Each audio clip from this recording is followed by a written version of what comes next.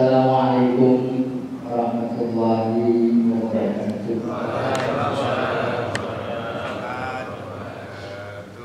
Alhamdulillahirabbil alamin. Nahmaduhu wa nasta'inuhu wa nastaghfiruh. Wa na'udzu billahi min shururi anfusina min sayyiati a'malina. May yahdihillahu fala mudilla lahu wa may yudlil fala hadiya lahu. Asyhadu an la ilaha illallah wa asyhadu anna Muhammadan abduhu wa rasuluh. Allahumma shalli wa sallim wa barik ala sayyidina Muhammadin wa ala alihi wa sahbihi ajma'in. Amma ba'du, rabbi shrah li sadri wa yassir li amri wahlul 'uqdatam min lisani yafqahu qawli. Sama-sama kita hormati mendengarkan Bapak Ketua DKM Masjid Al-Mukarram, Bapak Insinyur Haji Abdul Hanan, ya Pak. Begitu saya di brosur jelasnya lengkapnya, beserta para jajarannya yang kita muliakan, guru kita Al-Mukarram Bapak Dr. Ahmad Muradi, Al-Mukarram Bapak Ketua Porsila Bapak Haji Jawas Abdul Khair, beserta para jajaran pengurus dan para asatizah yang ada di belakang saya nggak sebutin satu persatu mengingat waktu dan tidak mengurangi takzim saya pada pagi hari ini. Puji syukur kehadirat Allah Subhanahu wa taala kita panjatkan alhamdulillah pada pagi hari ini kita dapat melaksanakan kewajiban, yaitu menuntut ilmu sebagaimana yang sudah dijalankan oleh Porsila pada setiap minggunya. Salawat dan salam kita curahkan kepada junjungan kita Nabi besar Muhammad sallallahu alaihi wasallam. Ini Porsila biasanya banyak nih jamaah. Biasanya banyak. Saya termasuk yang orang yang keder barusan di sini. Gak ada kumpul-kumpul Porsila mau bendera kemana? Ditaruh di mana Pak? Gak ada. Ada nggak? Telinga. Kalau komplek kan sama gangnya. Ya, gangnya sama di kampung, gampang dicari. Lagi kalau masjid komplek itu kebanyakan nggak keluar cuma speakernya nggak keluar. Biasanya saya masih jauh aja kok. Itu ada orang baca ratib tuh, ini pasti Porsila. Iya. Tapi ya maklum yang namanya komplek yang kayak biasa itu. Jadi terus keder itu tadi tidak ada berapa orang. Alhamdulillah di hari ini sudah berada di sana. Jamaah sekalian, ini jadwal sama itu saya gantian. Saya bukan mau ceramah. Saya hanya ingin menyampaikan sekilas info tentang sejarah perjuangan berdirinya daripada Porsila. Ini belum pernah disampaikan ini. Belum perlu itu bisa jelas dalam bilannya. Biar Porsila bisa baca. Porsila berdiri pada tahun 1997 atau 1998 resminya. Didirikan di Jatiwaringin oleh seorang guru ngaji, almarhum ayahanda Ustaz Haji Ahmad Zaini, sekarang sudah almarhum. Porsila ini berdiri di tengah-tengah hiruk pikuknya perpolitikan Indonesia. Pada saat itu musim kampanye. Di tengah-tengah hiruk pikuknya perpolitikan Indonesia, maka terjadilah gesekan-gesekan di masyarakat.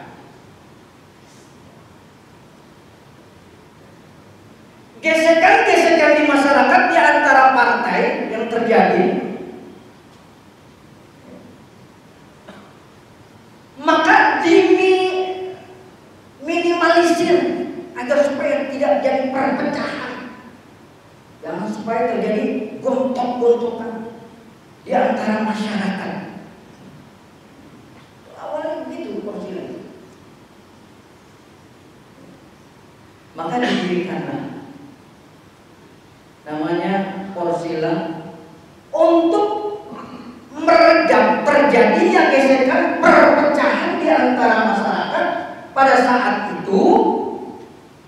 Maka dijadikanlah dijadi satu silaturahmi namanya forum silaturahmi antara masjid dan mushola, namanya Porsila. Sejarah ini ya, saya juga nggak tahu, Pak Hadisan yang tahu persis.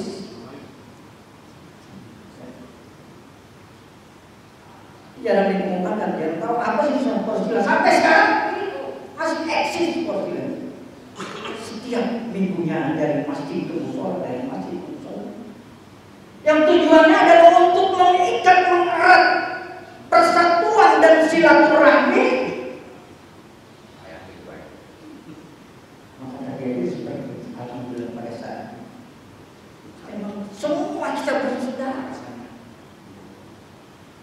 Secara agama kita bersaudara. Innamal mu'minuna ikhwatun fa'aslihu baina akhwaykum. Yang silaturahmi, mempererat silaturahmi di antara kita. Pada saat itu maka berdirilah. Sebetulnya Porsila itu berdiri, ada cikal bakalnya hampir 5 tahun dari 3 mushola. Awalnya dari 3 mushola sampai 4 mushola. Sejarah begitu. Saya juga pernah aktif pagi, karena pada saat itu saya masih ada di Bandung biasa. Dari 3 mushola ke mushola yang ada di Jatiwaringin, mushola Al-Ahyar, mushola Nurul Amal, Rawa Indah, mushola Nur Sa'adah, Rawa Indah, dan yang keempat adalah mushola An-Nahr di Binalitung kalau tidak salah. Iya awalnya. Ya. Dari orang dari awal. Dari 4 mushola itulah yang merupakan cikal bakal akan berdirinya yang namanya forum silaturahmi. Kegiatannya memang setiap subuh Pak. Biasa habis subuh, habis ngaji ya ngaji aja begitu. Mulai enggak ada keluar gorengan, keluar kopi, keluar teh. Kalau sekarang biasa jadi. Kalau habis ngaji kita sarapan. Jadi begitu.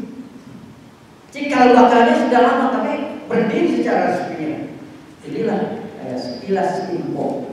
Sampai sekarang sudah hampir kurang lebih dari 97 sampai sekarang hampir 25 tahun terus berjalan kegiatan-kegiatan seperti ini. Nah sampai sekarang ini berkembang membangun masjid di Megamendung, daerah Puncak, sebagaimana tadi guru kita sampaikan.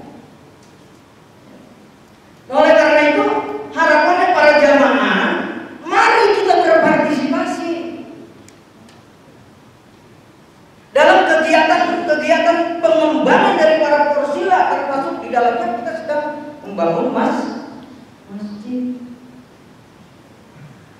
Partisipasi bagaimana kita sudah mengajar. Ya nanti kapan-kapan kayaknya boleh juga tuh. Ini kan udah 990 berapa nih pengajian kita yang ke 998. Nah kalau yang ke 1000 boleh kita ke sono. Ya, ke 1000 kita ke sono dah. Masa amat belum jadi. Ya? Kita rame-rame, kita pakai motor, kayak pakai mobil, kayak rombongan pakai motor, saya mau Lah lewat dari sini sentul tuh. Motong aja dari sini, jangan ke puncak-puncak. Habis romannya kita dengerin doang ya, dengerin doang, menyumbang doang, pengen juga lihat tuh mana sih paginya yang digembor-gemborin. Iya, romannya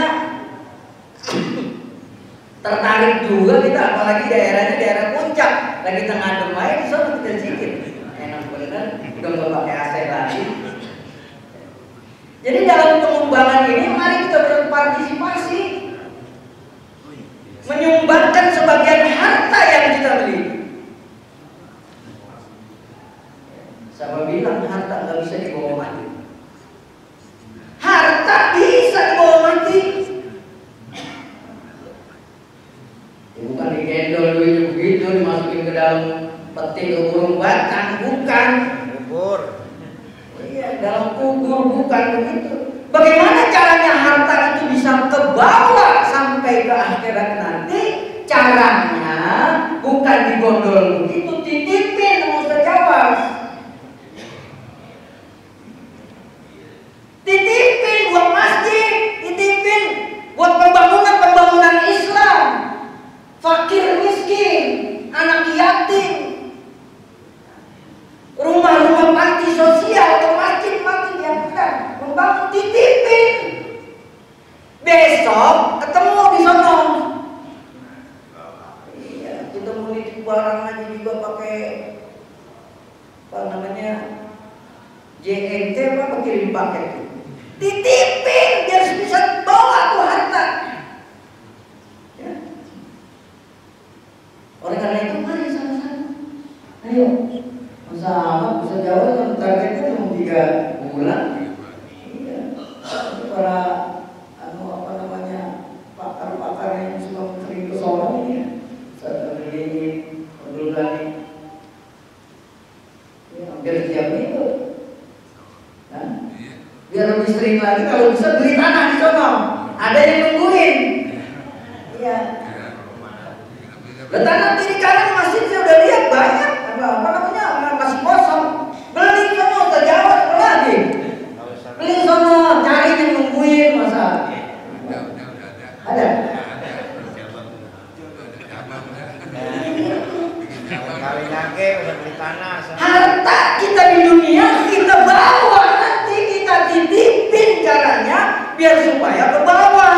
Kalau kita bawa ke kiri berbentuknya uang, berbentuknya harta, diperiksa malaikat ntar. Apaan lu bawa nih? Sono titipin ke masjid Porsila. Itu ntar lu ambil di sono ya. Begitu cara itulah katakan bahwa harta itu bisa kita bawa, tapi dengan cara kita titipin.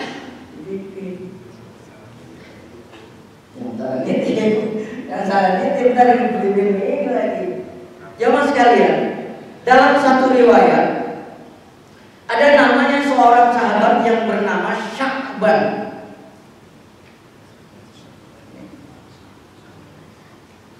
Ciri daripada sahabat-sahabat ini, kalau sholat berjamaah di masjid, adanya ciri khasnya di paling pojok barisan depan. Paling pojok barisan depan. Itu ciri khasnya di sahabat-sahabat. Dalam sebuah riwayat, satu ketika sahabat-sahabat ini sakit, kagak datang ke masjid. Ditanya sama Rasulullah, mana nih sahabat-sahabat yang posisinya di pojok, gampang kenalinya yang di pojok. Dia mau nggak pindah-pindah kalau sholat berjamaah. Kemana ini udah beberapa hari ini nggak kelihatan nggak hadir? Kata para sahabat yang lain, ya Rasulullah dia sedang sakit. Sedang sakit. Gak datang ke masjid, gak datang ngaji ke Porsila. Tahu-tahu lagi sakit. Kata Rasulullah, saya ingin tahu rumahnya. Saya Rasulullah dikasih tahu. Kemudian Rasulullah menjenguk daripada ke rumahnya sahabat Sya'ban ini yang sedang sakit. Tetapi dia mendapat berita bahwa sahabat-sahabat saat ini sudah meninggal. Maka dia bertemulah sama istrinya. Bertemu sama istrinya ngadu, "Ya Rasulullah, ini sahabat-sahabat ini ketika dia sakaratul maut ada beberapa kalimat yang dia sebut. Kalimatnya keluhannya, ya Allah, kenapa tidak yang jauh? Ya Allah, kenapa tidak yang baru? Ya Allah, kenapa tidak semuanya?" Itu yang didengar di telinga daripada istrinya ketika dia sakaratul maut. Ketika kalimat itu, ketika kata-kata itu ditanya oleh Rasulullah, istrinya nanya, "Ya Rasulullah, apa ini maksudnya?" Apa maksudnya tiga-tiga ini?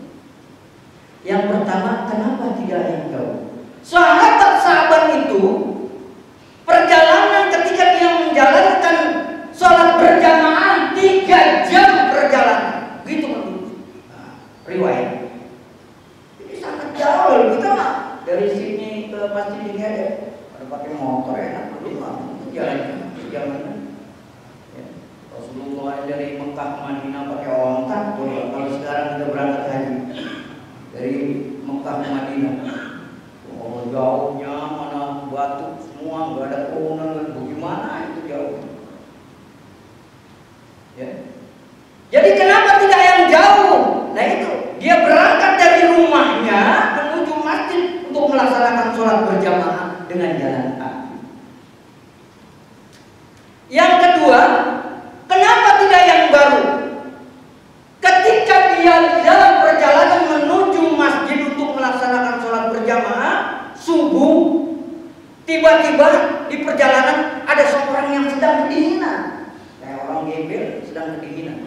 Sahabat-sahabat ketika dia berangkat ke masjid, dia memakai jas atau mantel sampai 3 lapis. Oh, daerah Saudi Arabia kan begini, bukan kayak kita di Jakarta, panas.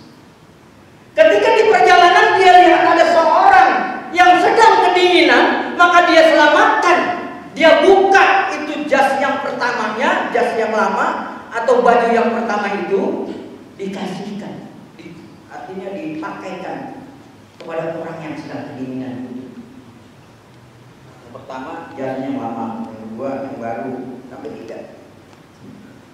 Ini yang dicopotin yang lama, dikasihlah kepada orang yang sedang kedinginan di dalam tengah-tengah perjalanan ketika dia menuju masjid untuk melaksanakan sholat berjamaah. Yang ketiga, mengapa tidak semua?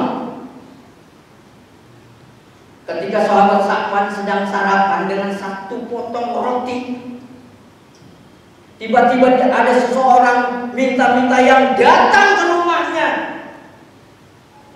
Saya sedang ke dalam keadaan lapar. Sedangkan pada saat itu sahabat Sa'ban mau sarapan roti cuma 1. Akhirnya dipotong 2 itu roti, yang 1 untuk orang yang sedang lapar, yang 1 untuk dia sarapan. Potong, tidak semuanya dikasih. Ini artinya apa? Artinya apa? Kenapa tidak yang jauh? Ternyata jauh perjalanan di dalam melaksanakan ibadah, pahalanya lebih besar. Kedua, kenapa tidak yang baru? Ternyata jas yang dia kasihkan yang lama itu setelah dia dalam sakaratul maut dilihat, waduh pahalanya besar sekali dalam pertolongan yang bekas saja. Kenapa saya tidak kasih yang baru biar supaya pahalanya lebih besar? Yang ketiga, kenapa tidak semua? Dia sedang sarapan, coba saya kasih itu tuh orang minta itu 1 roti, nggak pakai potong 2, tentu pahalanya lebih besar. Nah oleh karena itu, para jamaah sekalian, mari kita infakkan, sedekahkan sebagian harta kita untuk kegiatan-kegiatan Islam. Apalagi mau sila lagi bangun, nggak usah pakai takutan. Tuh sahabat-sahabat,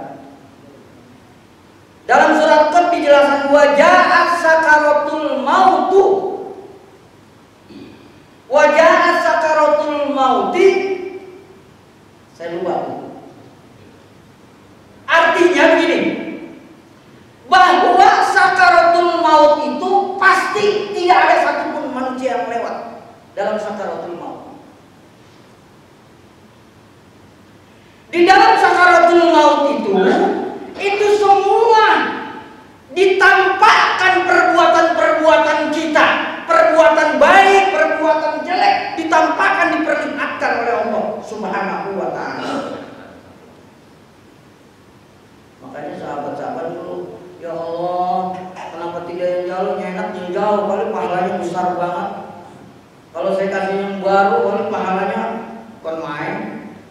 Kalau saya kasih semua, kali pahalanya nggak potong gitu. Begitu juga harta yang kita miliki, ayo kita infakkan. Ayo kita sedekahkan, apalagi untuk kegiatan-kegiatan seperti kayak ini, agar supaya tidak menimbulkan penyesalan. Dalam Al-Quran dijelaskan penyesalan ada seseorang pengen kembali lagi ke dunia. Rabbi laula akhartani ila ajalin qarib fa as-saddaqa wa akum minas sholihin. Seorang ngeluh, ya Allah, balikanlah saya ke dunia sebentaran aja. Ya. Fa as-saddaqa, niscaya saya pengen sedekah, bukannya dia pengen sholat, bukannya dia minta puasa, pahala ibadah dan lain sebagainya. Akan tetapi pahala sedekah, paas sedekah, dia minta yang pertama, kalau dia kembali ke dunia, saya pengen bersedekah. Kenapa dia pilih sholat? Kenapa dia tidak pilih sholat? Mengapa dia tidak pilih ibadah-ibadah yang lain? Akan tetapi yang diminta paas sedekah.